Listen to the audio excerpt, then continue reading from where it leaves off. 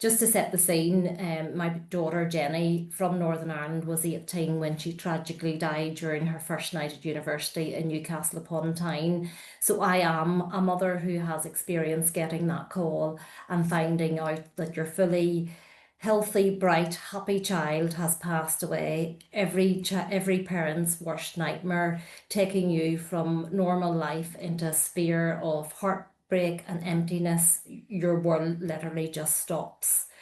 Jenny's death was as a result of drugs mixed with alcohol, and the two do not mix. So it wasn't systematic drug use or abuse, but simply a one-off, maybe spiked, maybe peer pressure. I will probably never know what truly happened that night.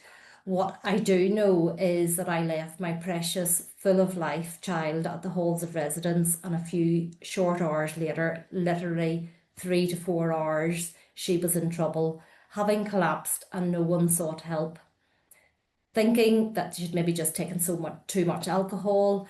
And the one guy who did know, the one guy who'd given her drugs, ketamine in this instance, done nothing to help her.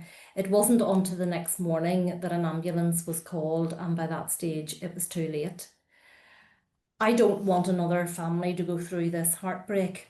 I would urge parents to waken up to this ever-growing problem. Your child might be next. It's not necessarily that kid on the street corner that will be affected. It is more often the more naive, sheltered young person or persons who don't know when to seek help, either for themselves or for their friends, until it's too late.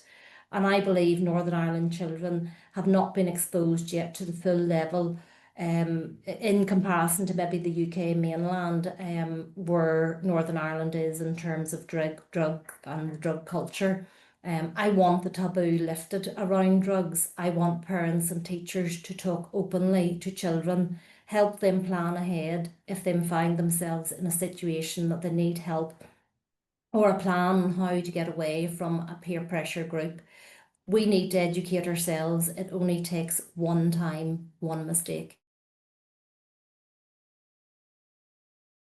I suppose the thing that struck us the most when we were out in the schools was the visceral reaction that we received in every single location. It was every single school we went to, whether that was shock, whether it was emotion and people feeling upset, or whether it was people coming up and thanking us for coming and sharing Dan's story.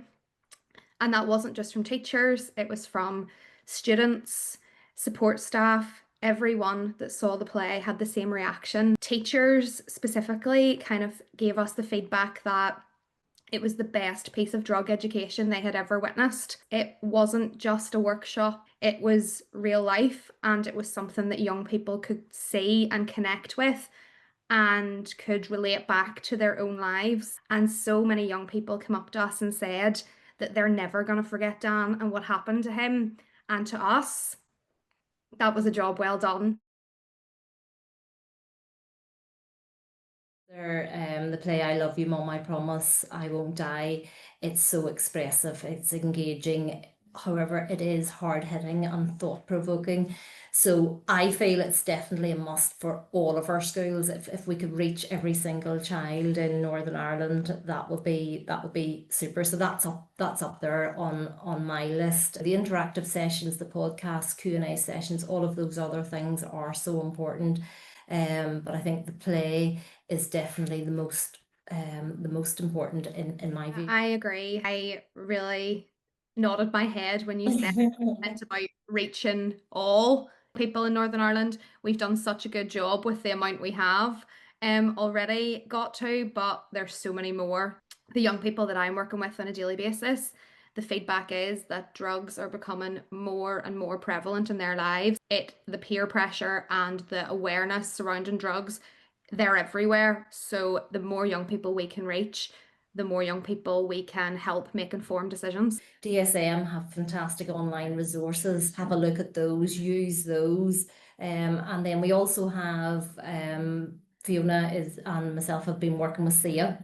So that's the Central Education Authority in Northern Ireland. So working with them, and I'm really eager about this because they are talking about the online resource and signposting DSM to all of the Northern Ireland audience. Also with the play script potentially being studied at GCSE drama level through time, maybe a curriculum piece. So really exciting times, I feel, ahead for Northern Ireland. What I want is that when we say the DSM Foundation or I Love You, Mum, I Promise I Won't Die, every single person in Northern Ireland knows what that is. That's what I Mm. want, for everyone to know the story and know the work that the DSM are doing.